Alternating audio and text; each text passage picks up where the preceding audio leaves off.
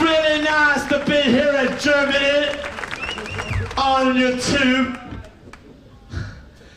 We'd like to do something off our first album now. Take it, Dee Dee.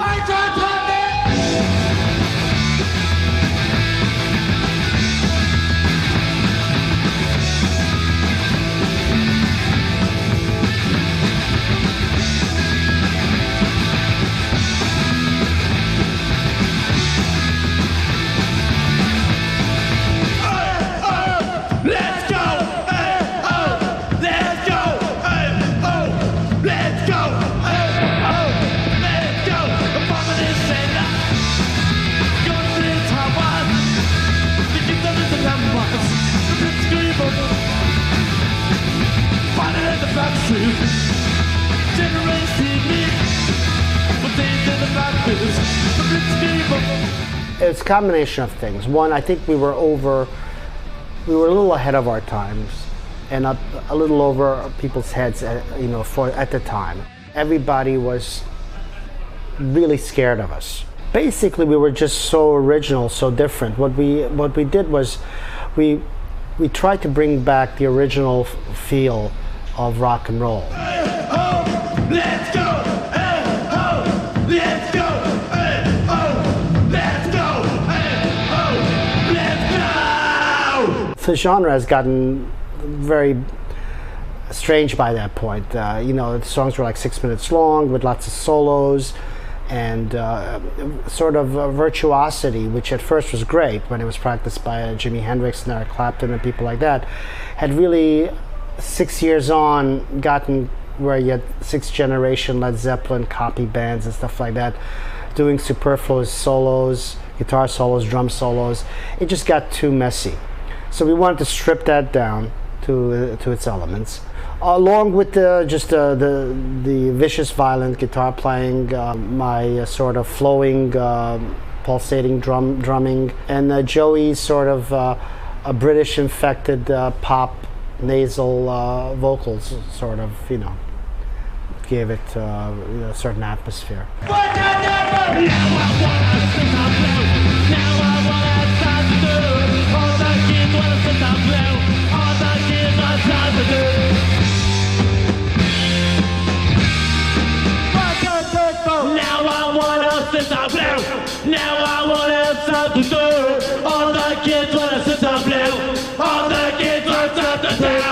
I don't know, they hit a certain chord to people. It's amazing. I mean, they say things to people. They're talking to people with their songs and the way these songs are written and their attitudes and what they're talking about. They're kind of connected very deeply. Even today, it's amazing. I mean, they're bigger than ever. I mean, people just connect with them. It's amazing. 1, 2, 3, 4, 5, 6, 7, 8.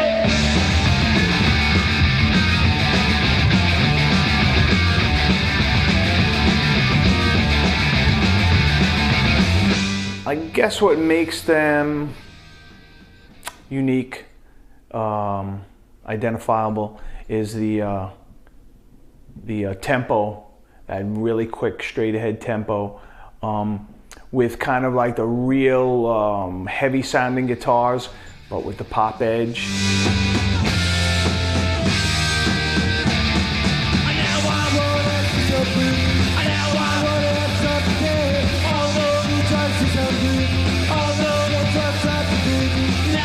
I'm not sure who said it, but somebody said, a critic said, that punk existed because of the false assumption that the Ramones could be imitated. That's why people continue to try and to try. The Ramones style of music is 100% punk.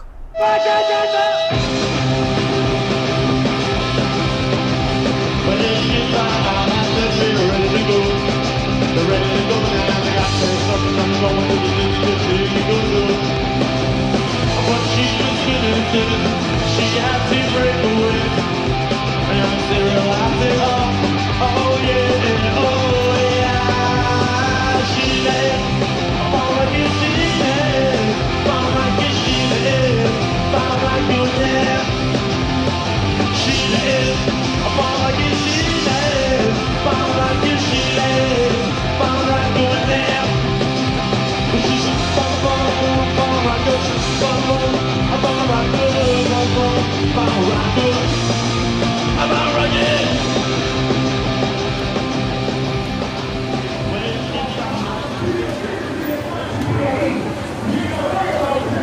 Basically, the Ramones were an idea I had, not the name Ramones, but I'd seen the New York Dolls.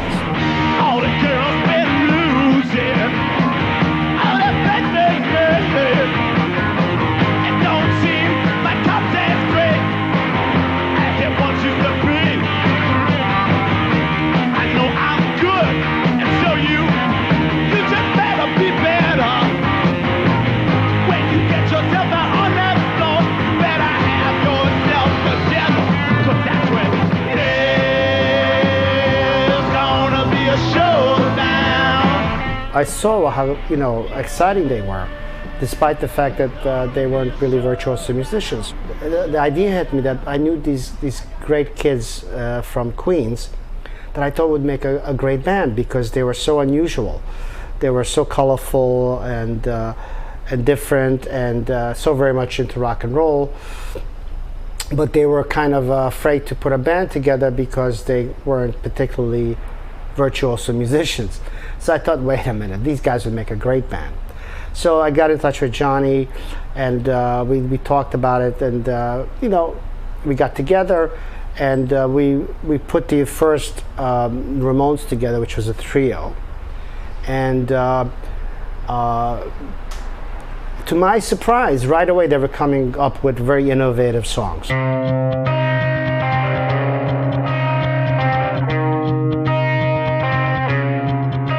Very early on, I realized that what we had here was really unique, revolutionary, and something that could have a profound impact on future music. Tom and I were friends I knew him from junior high school and high school. He was always into music, and he approached me and said, why don't you pick up bass and play bass? And I said, okay, I'll give it a shot. And so he kind of taught me how to play bass. And then we formed several groups together over the years. Later on, somebody approached me to open up a rehearsal and recording studio on 20th Street downtown here.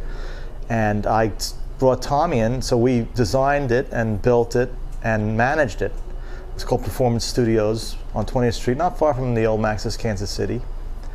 And we each had our own, since we built it and managed, we had time for our own projects. I had my bands I was working with, and Tommy had his projects. And one of his projects happened to be the Ramones. He was just actually producing them at the time. He wasn't in the group at all. I was originally their manager. It was a trio, and Joey was playing drums, and Johnny was guitar, Dee Dee bass. Later on, I realized that Joey was the best singer, so we decided to make him the lead singer.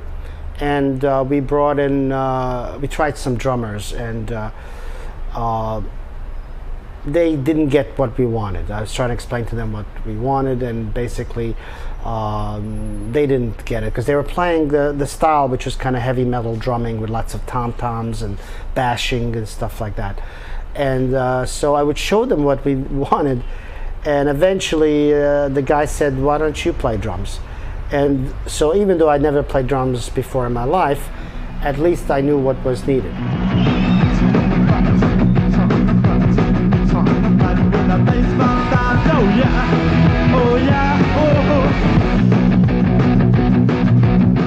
Just for fun, I decided to try playing drums. And it worked out, it clicked. As soon as I started playing drums, the sound sort of gelled. And we went on from there. And so, yes, I was fortunate enough to be an outsider and an insider. So I certainly saw the full potential of the Ramones. And so I was very excited about that whole thing. What kind of love? What kind of love? What the right light does the ever? What kind of lose? And eventually they started playing around the area, and they said, well, come on, do the sound for us. And so I started helping them out, just doing sound and shopping some equipment for them. And eventually, the bigger they got, the more people I hired, and I didn't have to schlep. And then we hired a sound man, and so I kind of moved up, up the chain, the food chain. One of the things that made us good was that we were genuine. It wasn't so much an act as these basically outcast guys who were getting a chance to be to have their dreams come true and play rock and roll on stage.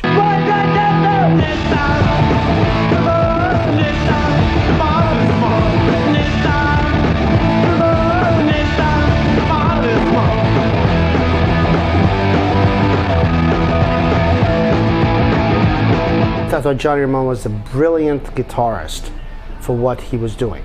I mean, he came up with an original, unique style of guitar playing. He knew what he was good at and perfected it to the ultimate degree.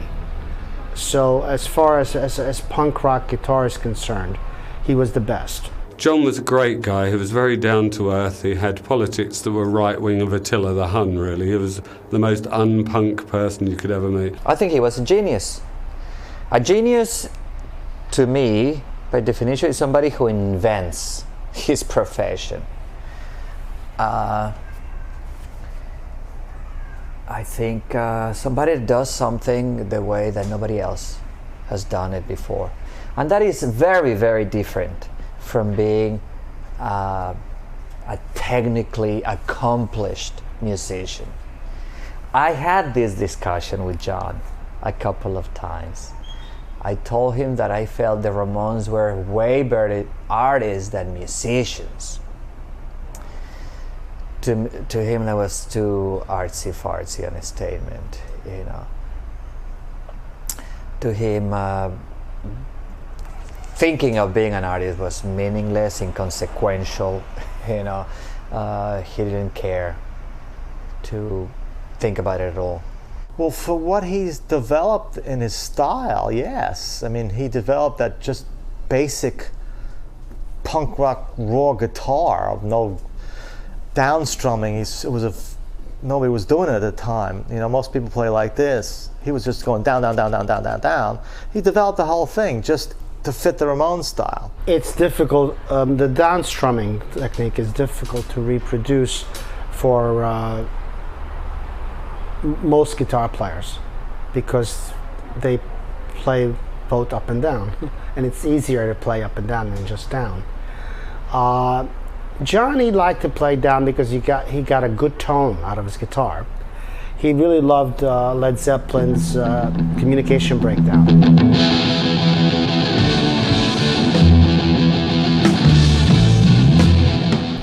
That riff, that, you know, the original opening riff of it, which is played with downstrokes. So he found out that that's how that's played, and he said, well, that sounds great, so he decided to play that.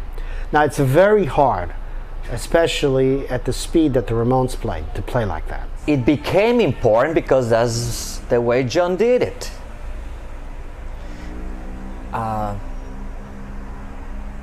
The Ramones created a style, like a lot of artists do. While at the beginning they were trying to do something else. I think that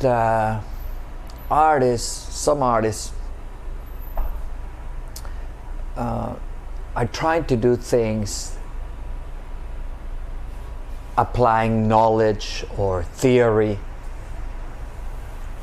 or experience, and sometimes that's not enough. And what really works is when they finally create music, the music that they can't help but they have to create because it's what they have inside.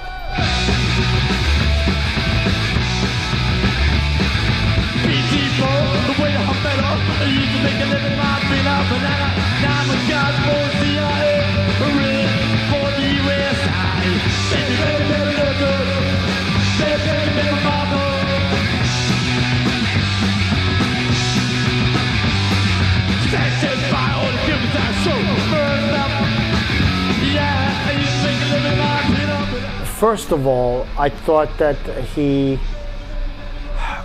was very original looking, and that combined with the fact that he had a very kind of a colorful, mellifluous, you know, it was pleasant sounding voice, you know, and nice, deep, rich, and he was just so unique looking. I remember the first time I ever met him when he was a young kid, you know, and he was just so striking looking and so different. And I thought this would be an interesting looking front man, because he was so different from the usual lead singer front person. And so I thought it would be a nice colorful touch to a colorful band. I mean, there was nobody like him. He was completely unique. I mean, just looking at him, he was a unique character, sure. Of course it developed. I mean, we're talking about, 20 years in the beginning. I don't know if you ever saw any of the early footage of them. It was it was kind of ridiculous, I mean, they had to develop. They had to develop their personalities on stage. It took a while, a couple of years. First of all, the Ramones loved pop music, like I said. But Joey especially had an innate ability and love to create incredible pop songs. He just, it's interesting how he started writing songs. He was given a guitar that only had 2 strings on it. And he realized that if he tuned the strings in fifths, that by pressing just on them, he could come up, just basically play like a 1-string instrument. And immediately started writing songs. And he was coming up, I think the first song he wrote was I Don't Care, which was a basic rewriting of the Alice Cooper I'm 18. But he went from there to, I think one of his earliest, next song might have been, certainly one of his early songs was Beat on the Brat, whose melodic and chord changes on it are so brilliant and unique that he was already a virtuoso songwriter by about his second song.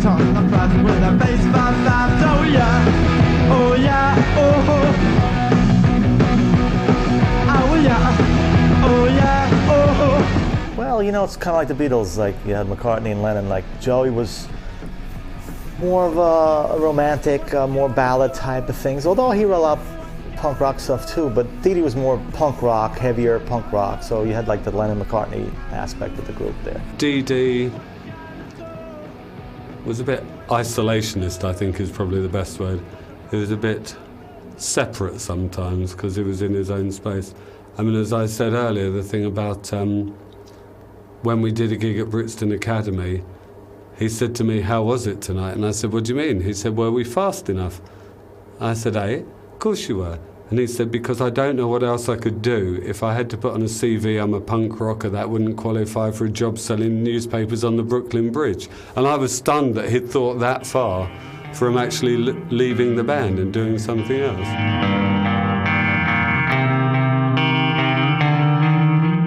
He just couldn't stop. I mean, he just was doing stuff all the time. But he's like intense. He was an intense person. Whatever he did, it was intense. Writing, he was intense. Taking drugs, it was intense. He had to do too much of that. He'd write all the time. He'd just, he's all off the road. He started painting. He was a very intense character. Well, he was a very. It was amazing that Dee Dee could play a musical instrument at all, because he was so. I mean, he was so hyper and just so. Like seemed to have attention deficit disorder, like I say, and the fact that he could master the instrument was amazing, and of course this gave him a totally unique style and a unique way. I'm not actually sure if he knew what actual notes he was playing. I mean, I knew other musicians like that too. They sort of play by instinct rather than by actual knowledge of the scales or anything like that. They basically do it in their own way. It's sort of organic, and he was definitely like that. He had his own way of figuring these things out. Unfortunately, he had problems.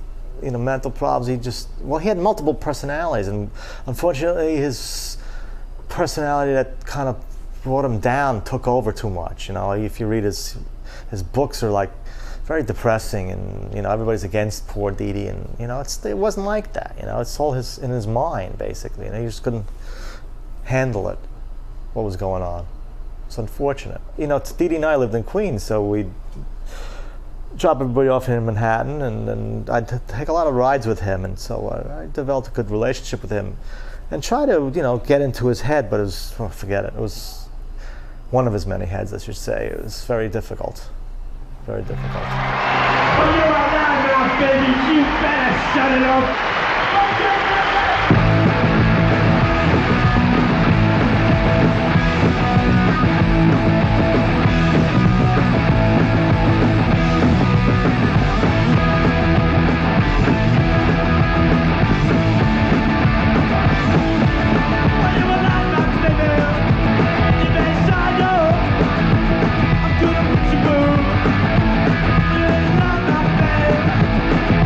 Most bands, bass players were never up front.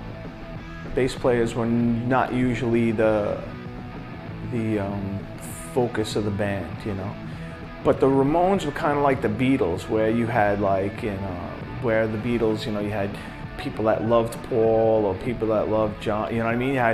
It was like that. And with the Ramones, it was the same thing. It was like everybody identified with somebody different in the band, you know. Joey tended to be, all the girl fans loved Joey. Some, I guess Johnny too. But most of like the hardcore punk kids, like the real punks, all loved Dee Dee. I mean, if you went to a show, you could see all the girls in the audience were in front of Johnny and Joey, and then all the skinheads and mohawks and all the punks were all in front of Dee Dee. You could see it if you went to the show. It was blatantly obvious.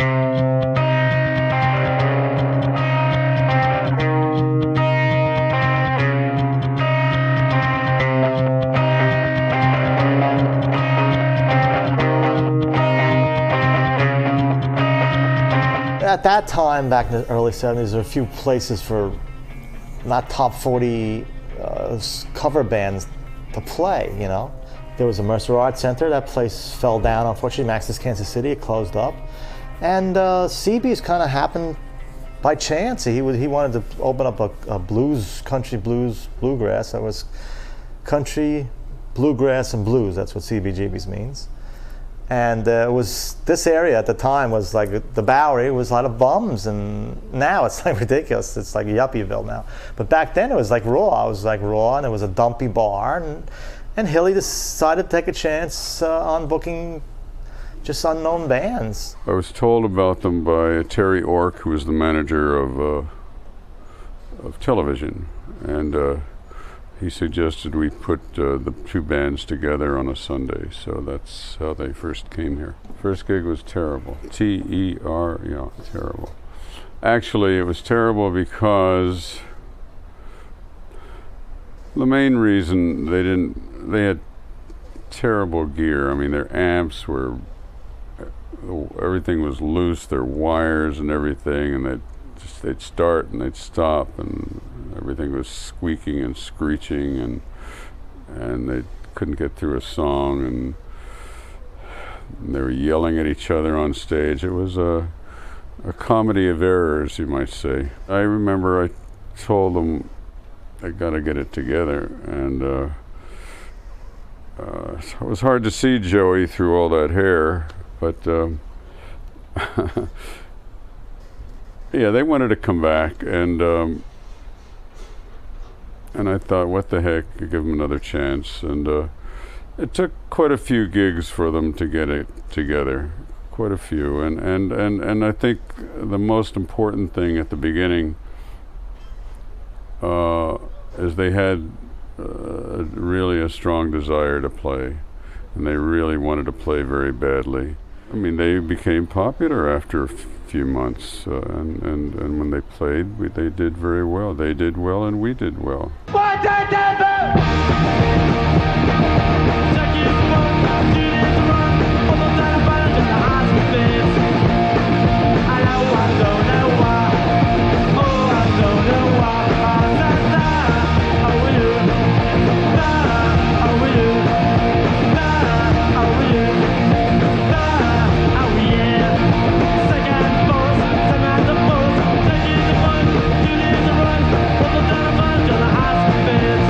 It caught the world by surprise.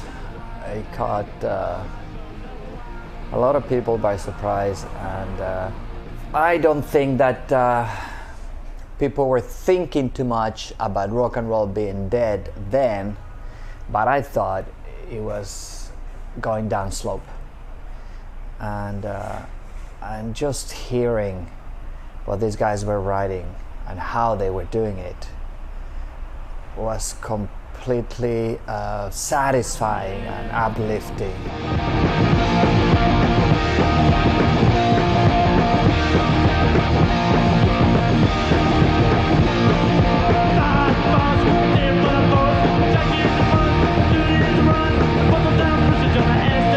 It was very fast. They had very little money, but they didn't need a lot of production money, and they didn't need a lot of time. The Ramones never liked to take a lot of time recording. It was just fast, take 1, 2, 3 takes, boom, boom, boom, and that's how it comes out. And it happens to work for the Ramones.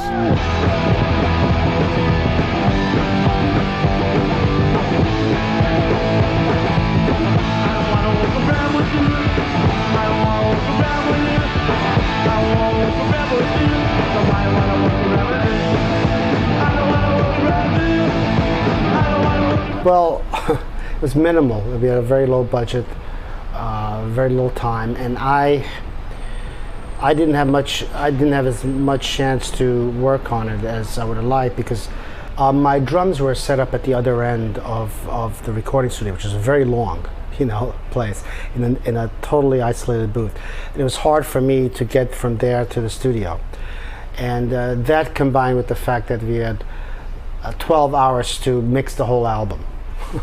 So, under those circumstances, it turned out okay. The first record was like the typical great first record from a band. All the classic bands, their first album, it was not so. It's almost as if the songs were written so long ago. They've been playing them in clubs for a long time before they ever get the record out. They know them down, no problem. They get into the studio and it comes off as sounding very live because they're so familiar with it, and it's part of their, it's an extension of themselves almost. So the first record, awesome, song for song, side for side. You could put it against any other classic record and it measures up. Hey, little girl, I wanna be your boyfriend. Sweet little girl, I wanna be your boyfriend. I see you love me, baby. What do you do? I see you want me, baby. But what can I say?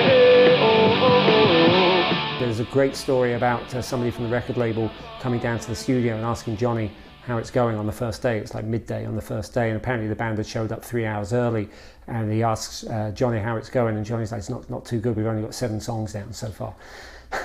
And whether or not there's anything apocryphal to that, and there's a work ethic that the Ramones were like, this is all we need, we know how to play these songs. It's like 1, 2, 3, 4, get in, do them, get the tracks out, get out. People heard that Ramones album and they fell into one of 2 camps. They either thought it was the thing they'd been waiting for all their lives, or they thought it was the biggest pile of crap they'd ever heard.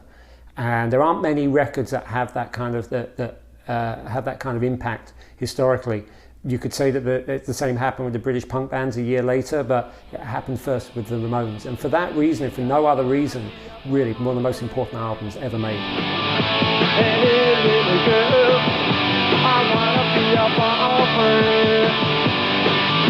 We'd start doing festivals in Europe, which was great, and bigger venues in Europe, and so we were very big in England and Europe, bigger than the States. So it was always a pleasure to go over there because we were well treated, and bigger venues. It was great. We booked loads of UK tours because they were exploding. It was like the era of punk. All these gigs were created from nowhere. Everybody who had a back room of a pub would put a gig on because kids wanted to go out and see live music for the first time in ages. They were much bigger in Europe than they were in America. I remember the first time I went to CBGB's and I walked in the gig and I said, so where's the gig? and I was actually standing in it. It was like the bar. I thought there was another room with a gig in it, but it was like this shithole with nothing. It was extraordinary. So they were pleased to come to Europe and play bigger gigs than they were used to playing. It took off very quickly. Since it's a smaller country, news spreads faster, and the combination of the media coverage and just the word spreading made, and plus also the fact of coming from overseas also puts a spotlight on it. And there was just more interest there. Well, I think it was a little more open in Europe and England at the time, that they were, the BBC or the radio stations would play new music without any problems. There was the old Grey Whistle Test. All those programs would get people on, and the kids enjoyed it. And so here in the States, there was corporate radio. You couldn't get on unless you had a hit single, and everything they were playing was like top 40, and they kind of ignored the Ramones. Especially what happened was the Sex Pistols came into the picture after the Ramones started, and then they kind of perverted the name punk rock, and we got lumped into punk rock. So everybody says, oh, the Ramones, they're another Sex Pistols. We don't want them up at the station. They'll throw up, they'll spit, they'll do something crazy, they're nuts, they're dangerous. So we got lumped into the whole English sound of the Sex Pistols. But we actually, it was unfortunate, and the radio station just wouldn't play us. It wouldn't play us.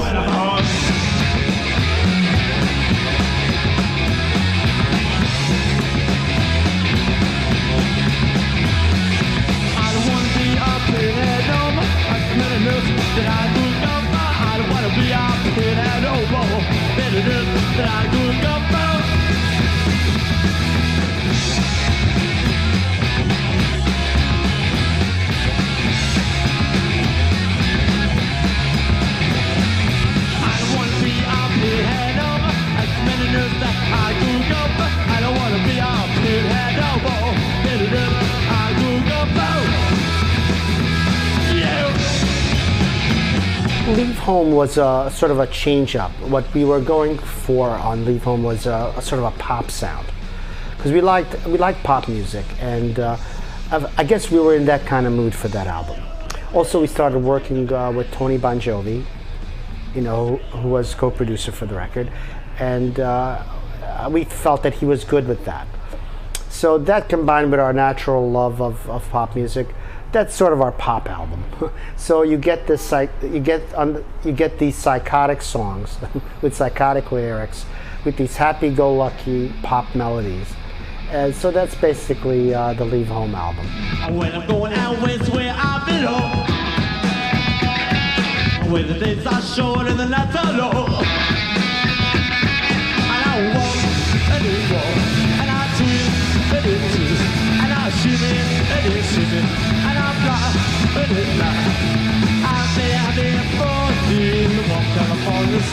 Leave Home is like Ramones Part 2, and they actually wrote pretty much all the songs at the same time, or over the same period, which is 74, 75 into 76, when they were getting a live show together. The first Ramones album is under 30 minutes long. That's another thing to its credit. And the second Ramones album, I think, pushes it over 30 minutes by a few seconds, as if it's some big artistic statement. But the songs are really part of the same package. They're a continuation. These days, those two albums combined would still not fill up a CD. Most people feel kind of compelled to make hour-long debut records these days. So that they were really putting out two very fast records back to back. The sound is better on Leave Home. There's some of the songs are better songs, more longer-lasting songs. But I think the way most people see it is great continuation of the first record with something of a better sound to it.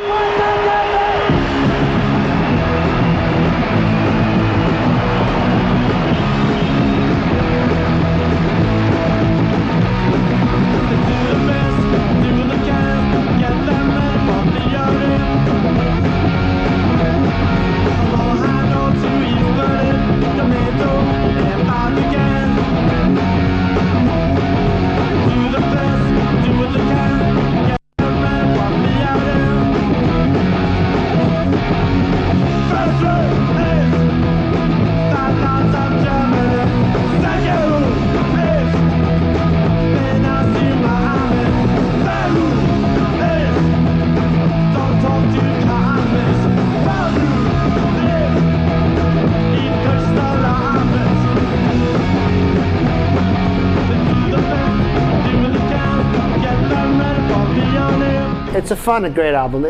We spent a little more time producing it and making it. We had a lot higher budget.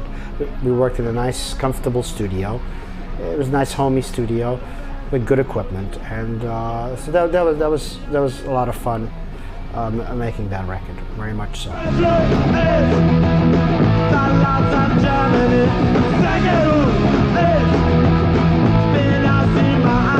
The Ramones were very fortunate in having 4 very talented songwriters. You know, each of them were coming up with some great songs.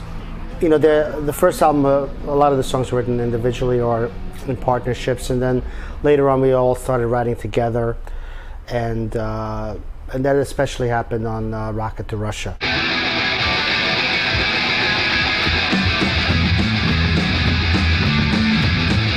Personally, Rocket to Russia is my favourite Ramones album. I think the songs are just unbeatable, start to finish, and the production is also, like, you know, about the best it ever was.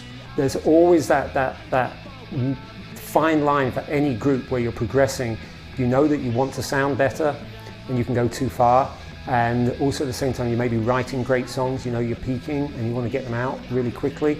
The Ramones, everything coalesced on that record. 1, 2, 3, 4, 3, 2, and on the road. 4, 5, 6, 7, on the street is going to heaven. There's no stopping in between from out the hood. You gotta keep a beat that ball, I have to greet I am. 3, 2, 3, 2. Jump for a while between that gap. People stop to the street and hop road. 3, 2, 3, 2. Rocket to Russia was our peak in every way, in songwriting, in playing, performance, recording, production. Well, you know, it was a well-made album. The following album, Road to Ruin, was even better in production, again because of higher budgets and stuff like that. But Rocket to Russia, all around, is a great album. When everyone's had about the band, the wild with the wild with the wild with the wild with the wild with the wild with the wild with the wild with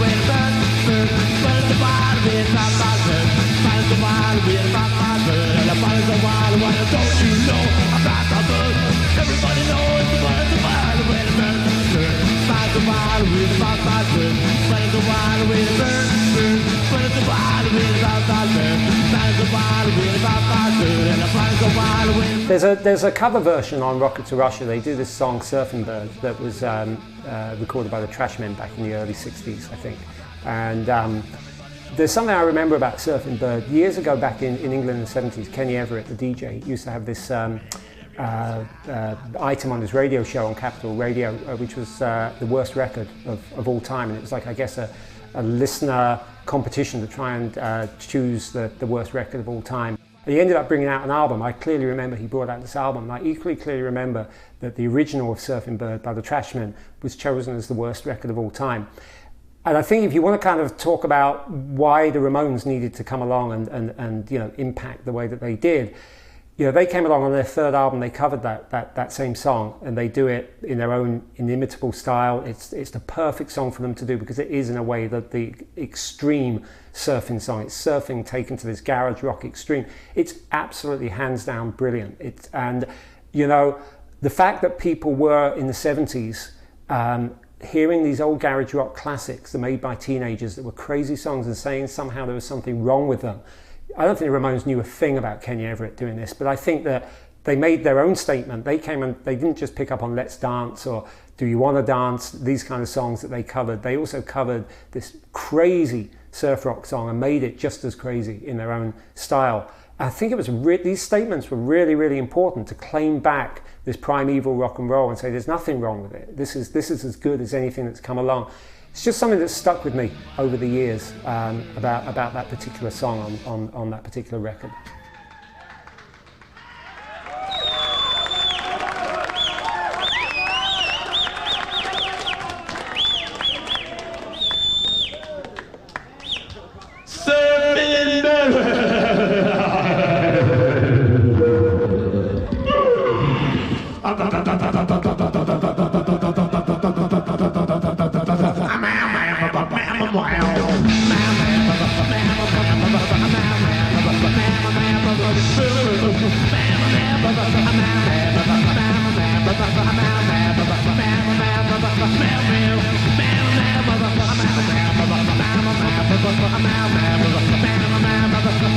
You know, when I decided that I didn't want to tour anymore, you know, Marky was our first choice. He was basically the only choice.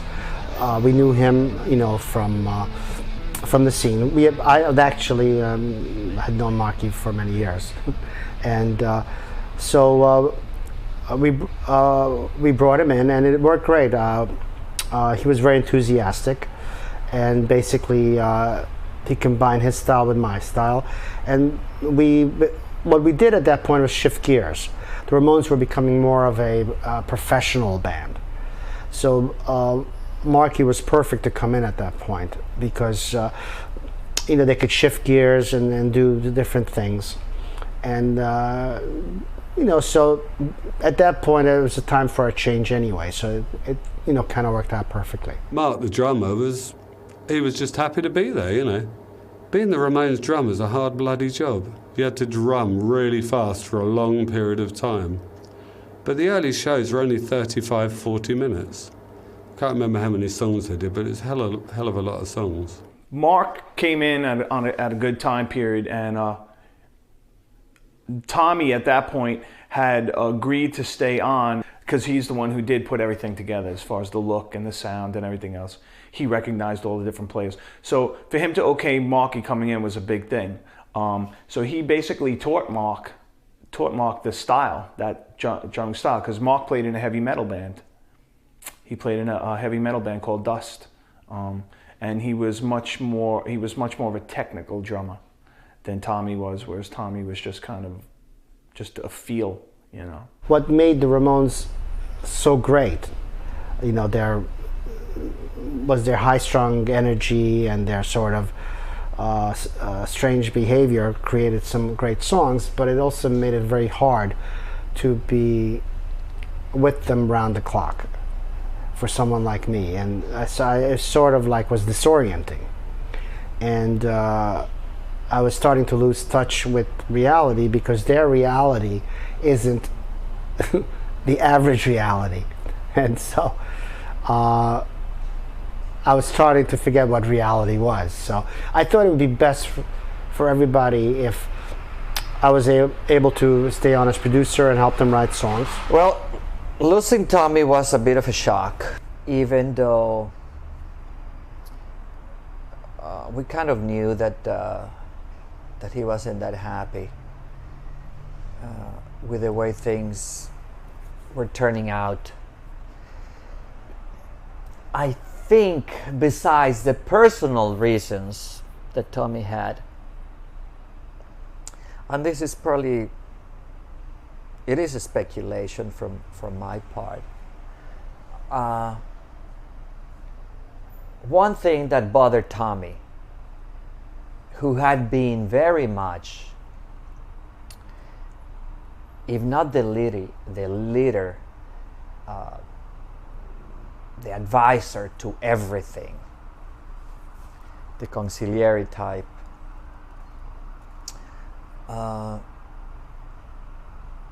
I think that the fact that the Ramones' recording career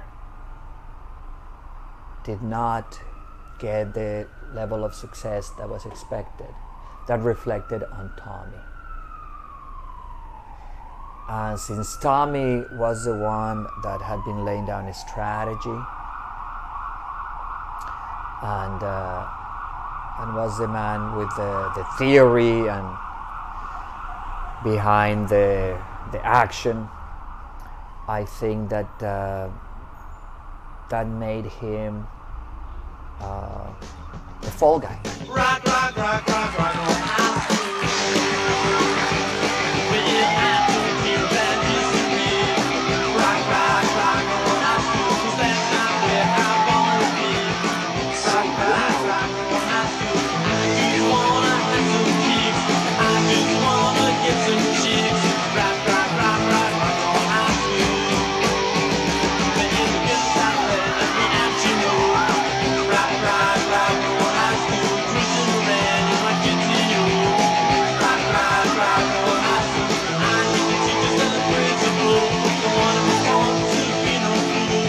Ramones are peculiar. They're ugly people. It happened just after I left. Rock and Roll High School was made, but they started discussing Rock and Roll High School about a month or two after I left. Originally it was supposed to be about disco music or something, and somebody came up, decided to make it about punk rock, and so the Ramones were approached at that point. It was interesting seeing how a movie's made, you know, being involved in a movie and seeing how, you know, things are filmed and going on sets and working with actors and directors and stuff like that. It's great. Johnny didn't like doing very much unless it was fast, boom, boom, boom. The problem with movies is you got to sit around a lot until they set up the scene, and then they do the scene, and then they set in another scene, and you're sitting around. There's a lot of sitting around, so he was kind of frustrated. But he enjoyed it. He's a movie buff, and he liked being around the movie business and stuff. I enjoyed it. I was in the movie too, you know.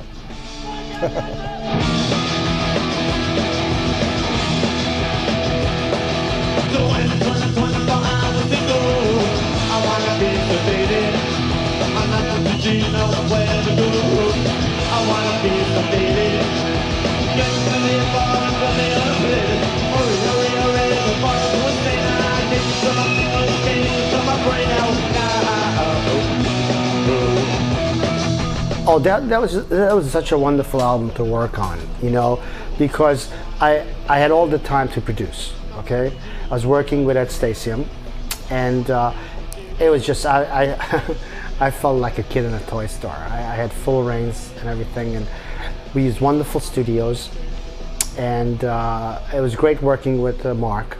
You know, we set up the drums and got a great drum sound, you know, and the sound on that album is magnificent. You know, we created a lot of like original sounds that were later copied by basically hard rock bands and you know, later on. That album was very influential in its sound and production techniques, and I'm very proud of Road to Ruin. We'd like to do a little tearjerker that was written for us by Sonny Bono. This one's called Needles and Pins.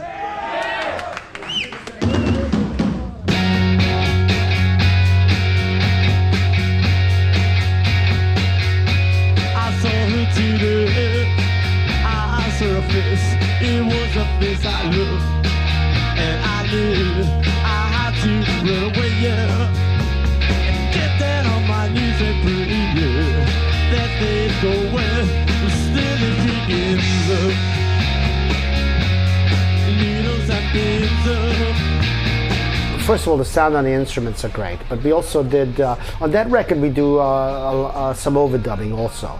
You know, we were trying to make a more commercial, radio-friendly record at the time, because they weren't accepting the great albums we were making before. So we were trying to, maybe if we met them halfway, we felt then they might play us on the radio. So we were going for more of a radio-friendly thing also. We're doing some overdubs on that, and there's some really nice overdubs and some production work on some of the songs. Phil Spector was a huge Ramones fan. He saw us, and he gave us the great compliment of saying that we were the first band he's seen since the Rolling Stones that excited him. So yeah, he very much wanted to work with the Ramones. I'm not quite sure he knew what he was up against. You know, because the Ramones were so strange to work with to begin with, and from what I hear, he's a little bit strange himself. So it's like the combination is wow.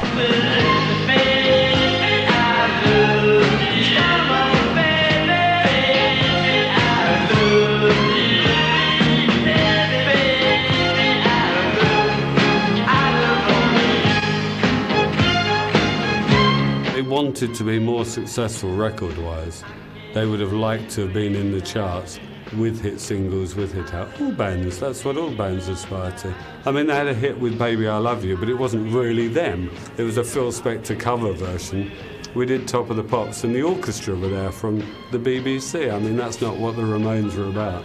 I think it could have been great, But I think that Phil was just, well, I don't know exactly what makes him tick. I don't know exactly, you know, how this guy went about making all the hit records that he did, you know, before the end of the century. But it was just crazy to the way he was doing and what he was doing, you know, working with the Ramones. It was insane. The record company just figured, you know, Phil was a big name. They'd attach his name to the Ramones. It'd help get them on the radio, maybe get them, you know, break the top 3 or something. But what they hadn't taken into account was that Phil had never worked with a band like the Ramones before, never worked with anybody with the sound, and realistically hadn't done anything great in quite a while. His name didn't really carry as much weight as it had when he was doing the Ronettes and the rest of what he did.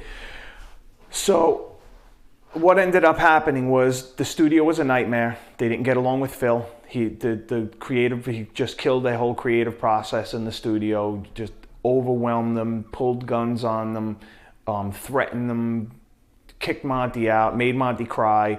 The whole situation just turned out really bad. The album ended up being a whole lot of Phil Spector and not a lot of Ramones. And that was the beginning of a cycle of the band using producers who were not accustomed to working with bands like the Ramones, and in fact had no idea of what the Ramones were about or what their sound was about. And from that record on, from End of the Century on, it was just one bad situation after another. She went away for the heart of it. Stations going to edit, but she never got back. She never got back. She never got back. They sang it. She went away for the heart of it. Stations going to edit, but she never got back. She never got back. She never got back. They sang it. The gay took my baby away. They took her away from me. The gay took my baby away. They took her away from me. What the Ramones went through with Phil Spector would have broken a lot of bands up. Every Ramones album seemed to be saved by a couple of songs. That one's got the KKK Took My Baby Away. And yeah, on any number of levels that works. A, mention the Ku Klux Klan. I mean, talk about taboo lyrics. So A, they've got that on it. B, which I didn't know at the time, and I'm sure a lot of listeners didn't, it kind of historically came out that was Joey writing about Johnny the Nazi. Johnny's certainly the Republican, but he's taking this a step further, and he's basically saying Johnny, the real right-wing Republican, has taken my baby away.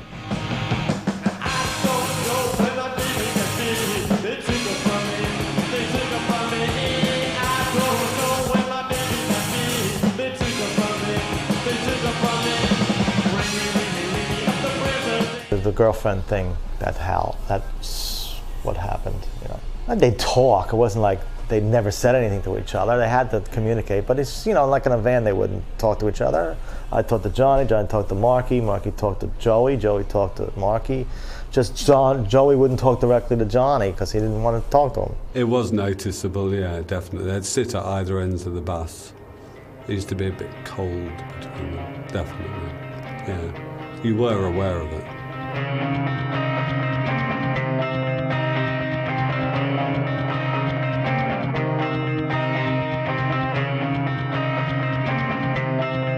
When the albums were reviewed, Rolling Stone, I think, always gave them a minimum of 3 stars to all the albums. That's amazing, you know, the consistency of the quality.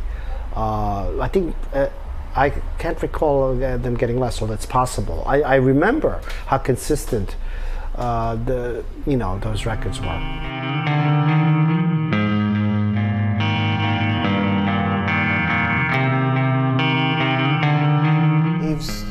He always had the battle with the drugs, and he just, at the time he left, we were helping in a way, kind of structuring him, you know, because the Ramones are very structured. People think it's just like, you know, nothing's there, but it's a very structured group, you know. down to the songs are this way and this and the way they look and when they move around on stage. It's all structured out.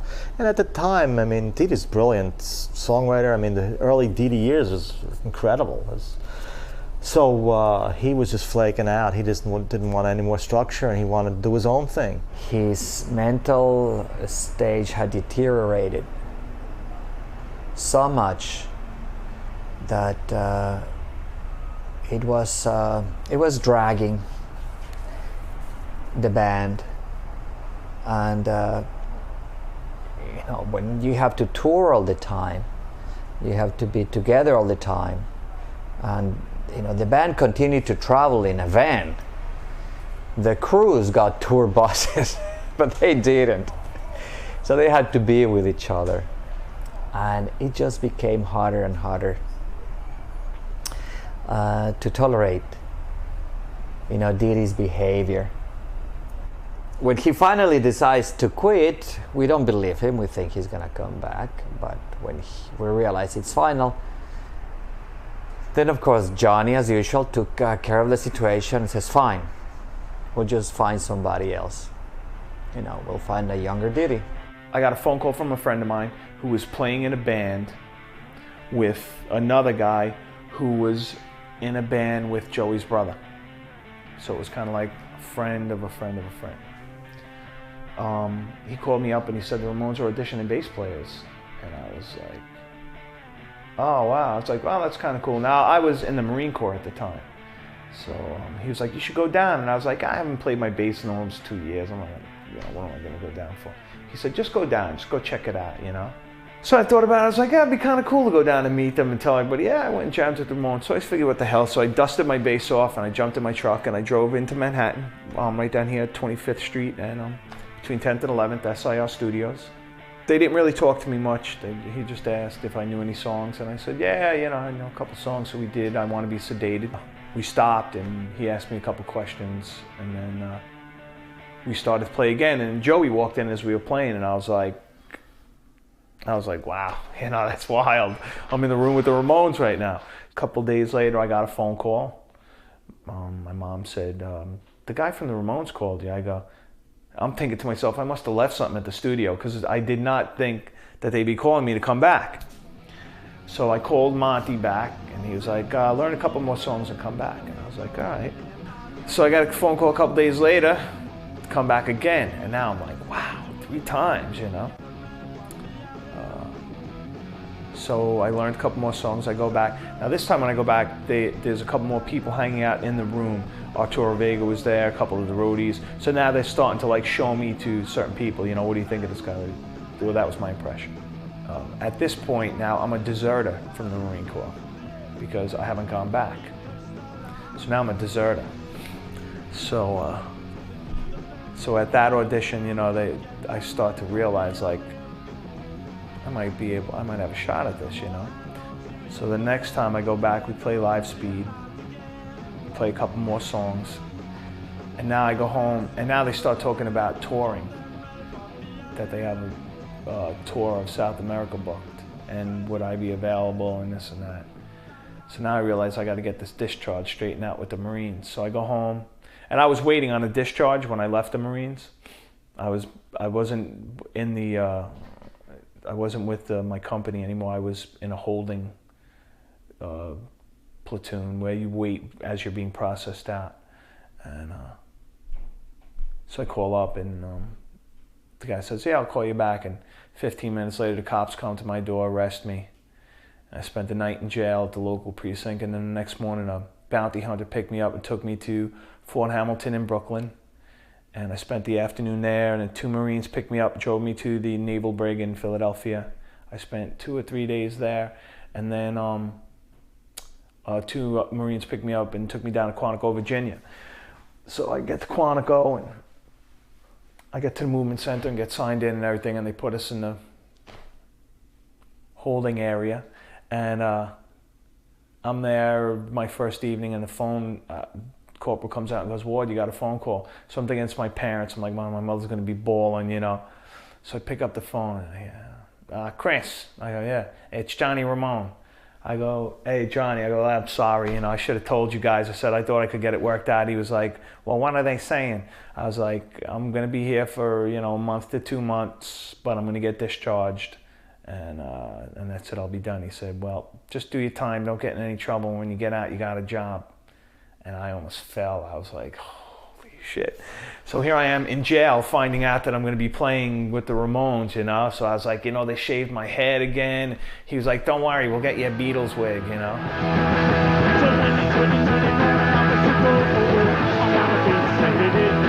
When CJ came in as bass player, it gave them a new injection, really, of youth. It made them all wake up a bit. I think they've probably become a bit set in their ways, and he was young and up for it, and it woke everybody up and gave them a kick up the arse, I think.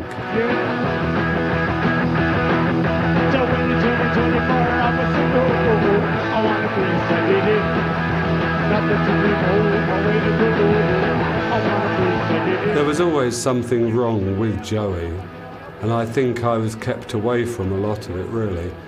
You know, he couldn't walk into a lift without going in, coming out, going out. He had OCD or something. Like, there was this example in Spain when he didn't know when to cross the road. He kept walking off the curb, walking back on, walking off. In the end, a car hit him. But he was struggling against himself to do something. You knew there was something wrong, but I never really knew what it was. There was definitely a problem. The OCD didn't affect his creative abilities at all. It didn't affect his performance at all, or anything like that.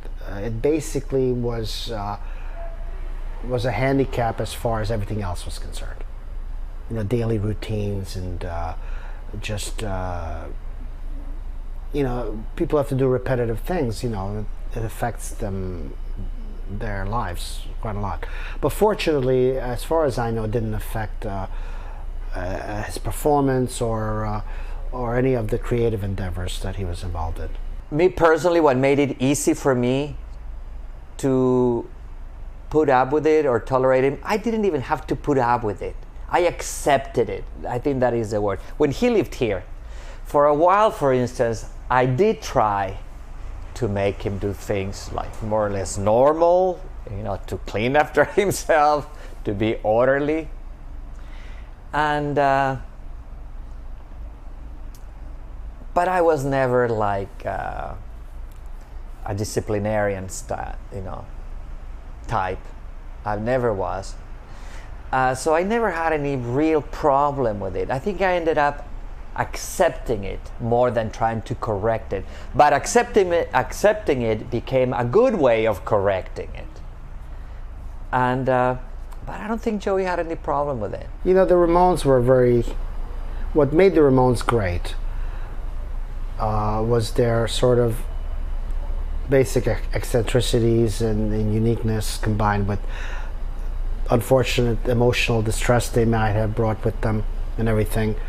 And so they came with problems, you know, and these problems helped them come up with the great songs. I mean, the songs are mostly biographical or based on true events to a large extent.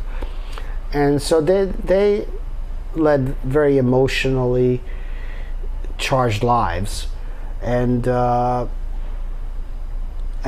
some you know, so had hard lives, you know, and certainly fueled their creative abilities and the songs and their performances.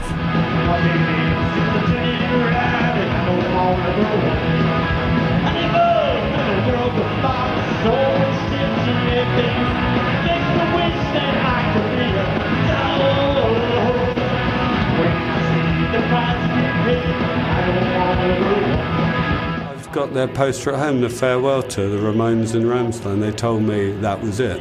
They're going to come and do it.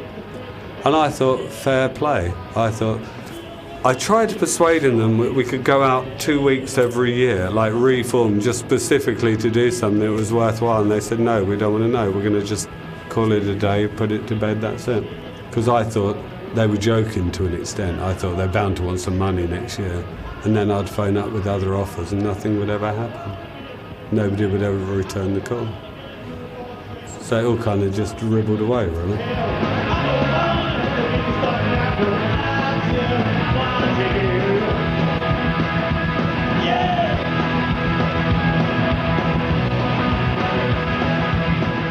between the record and doing Lollapalooza, it was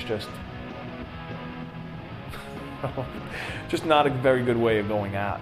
You know, for us to do our last tour on, you know, being, you know, outshined by all these huge platinum seller bands and you know, playing in the middle of nowhere because Metallica's tour a couple months after that was ending. We couldn't go to any major markets because they were going to be coming through in a couple of months, so we got stuck playing out in the middle of nowhere. And it was just, I guess because I was a fan, I felt that they were in a lot of ways disrespecting themselves by making that their retirement tour. I mean, in retrospect, it was good because I think they finally grasped on that tour how much of an influence they really had on the biggest bands of that time period. You know, on the biggest bands of the 90s. Everybody, Soundgarden, Metallica, Rancid, they all came around and thanked Johnny and Joey and, you know, and told them what big fans they were. So, for that it was good that they got to. But, you know, there should have been a proper retirement tour with just the Ramones, or, you know, they should have, you know, got somebody else to come out with us, and we could have done the shows that we always did in the same places that we always did, you know, and finish up with 7 nights at CBGB's or something like that, a proper Ramones tour. But instead, we did our last show in LA with Eddie Vedder, the guys from Soundgarden, Lemmy, all these big stars coming up on stage, and, you know, and they were thinking about, well, it'll help us sell more videos, and blah, blah, blah, and this and that. And by that, at that point, I mean, everything was just strictly about, you know, making the last couple of dollars that they possibly could. And I was thinking more of, you know, what's going to be the best thing for the fans? What are the fans going to like the most? You know what I mean? And like I said, I thought 7 nights at CBGB's would have been perfect. You know what I mean? 7 sold out nights. But it just didn't go that way.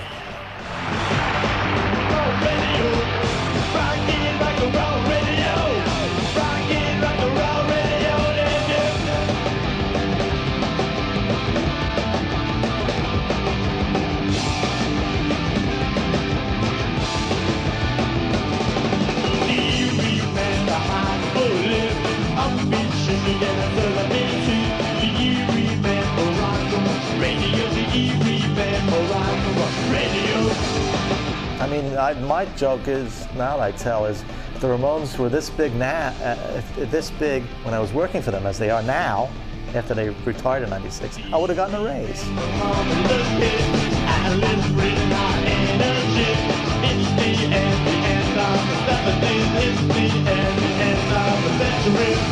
I'm proud to have been part of it. I mean, I think it was fantastic to have been involved with one of the best bands ever and to have known them personally as individuals, to like them, hung around with them, gone to dinner with them, talked to them and known them. I'm proud to have done that. I don't look upon that as a job. I look upon it as I'm grateful that I was there, really. They were trying to do something that would bring rock and roll back to its roots. And they redefined completely, not only the music, but yes, the style of the kind of people, the character, the personalities of what it took, of what was real, of what a rock and roll star should be, a rock and roll musician. You know, if you happen to be a star, well, that's something else. But they totally rewrote the book, not only on the music, but on the personalities, yes.